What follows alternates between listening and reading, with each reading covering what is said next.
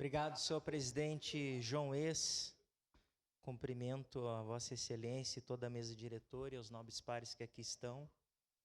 É um período muito complexo para a nossa nação no que se refere à questão da grande maioria da população, dos nossos eleitores, a questão dos extremos.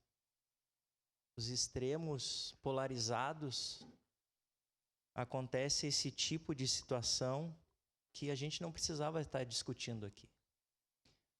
O respeito às mulheres, isso é primordial.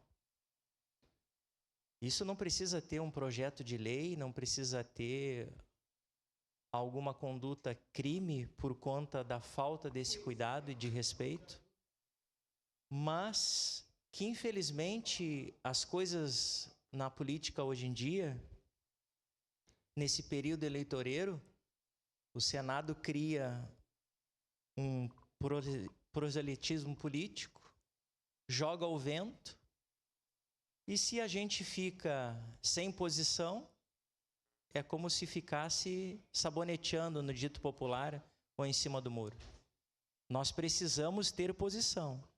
E a nossa posição é em defesa da sociedade, das mulheres, das crianças e de todos.